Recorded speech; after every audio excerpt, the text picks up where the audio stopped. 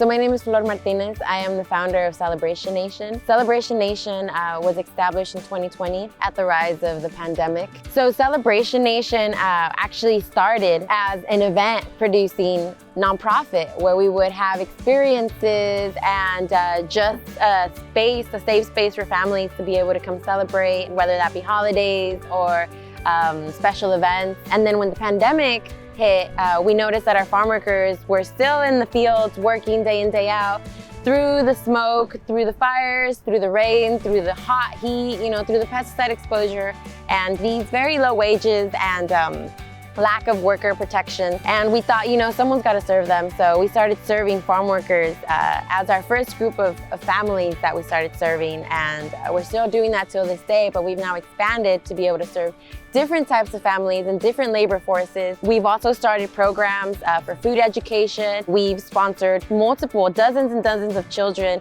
on hotspots when the distance learning came about.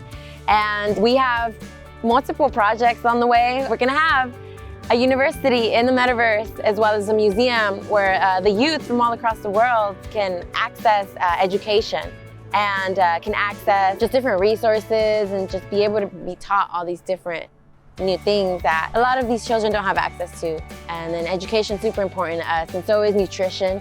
And we just, those two hand in hand have allowed us to be where we are today as a nonprofit. So Celebration Nation actually took to action when we saw the fire smoke in the Salinas Valley, Monterey County area. It just brought a lot of memories for me because when I was 14, 15 years old, I used to be a farm worker. I used to pick grapes in Gilroy, Monterey, Hollister area. And I just remember, experiencing the heat exhaustion, the injuries at work, the lack of, just protection as a worker, right? I was reflecting on that when I felt the heat here and now I saw the smoke in the air. You saw all these news reporters telling everybody to go inside, to close your windows, and then you look outside and you see these farm workers still picking the food, making sure that we were never low on food. I remember when the pandemic started, everybody was rushing to the stores to get toilet paper.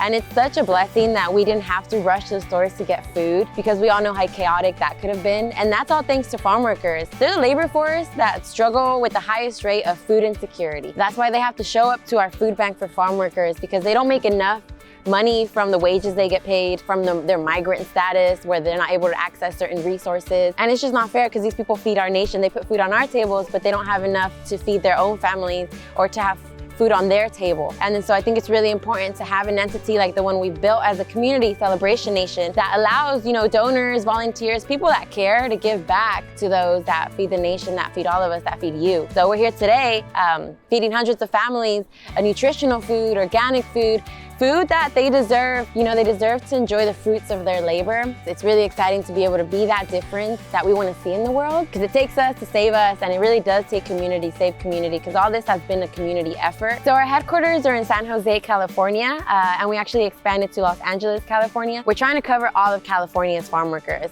and we're currently in Greenfield, Salinas, Soledad, King City, San Jose, San Martin. We're in Oxnard area, and we're expanding over to Fresno County and the Central Valley, which is super exciting. Celebration Nation arose from the need in the Latino indigenous communities, and we've been able to start with helping our farm workers, but eventually we want to be able to reach the families that are living in fear day to day from deportation due to their migrant status, and just families that are kind of the unseen, right? So in the future of Celebration Nation, we plan on having our own buildings and our own offices, our own warehouses, where we'll be able to continue this work and be able to take it to the next level, by doing things in the metaverse, accepting crypto donations, but also doing a lot of in-person events with families, keeping families together and giving them memories that they can hold on to for years to come.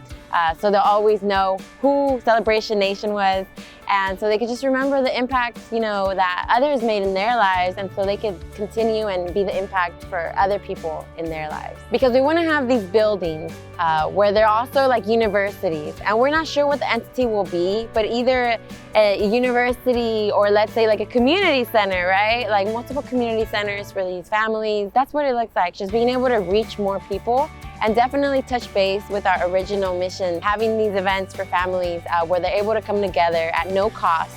Because I remember growing up, it was definitely not affordable to be able to take all 6 of us to the movie theaters or even like Great America. I just remember as a child, not being able to have access to such activities, right, because of money. And I definitely wanted to change that and continue changing that for these children, these families, providing them a space to come listen to music, to have a community, be able to get experiences and just memories for themselves, because that makes a difference when you're able to do things with your family together, especially when a lot of these families are separated by borders, or let's say they have a loved one living in another country who they're not able to see for years due to the immigration policies we currently have. It's a way to be able to bring those families together and just remind them that they're not alone. When we were doing research on where we would file our 501c3 and finding a law firm that will be able to answer all our questions, I was super excited to come across Chisholm Law Firm. Chisholm Law Firm has helped us with all our filings, from legal, federal, state, you name it, and I would definitely recommend them to anybody that's starting a nonprofit or has a nonprofit.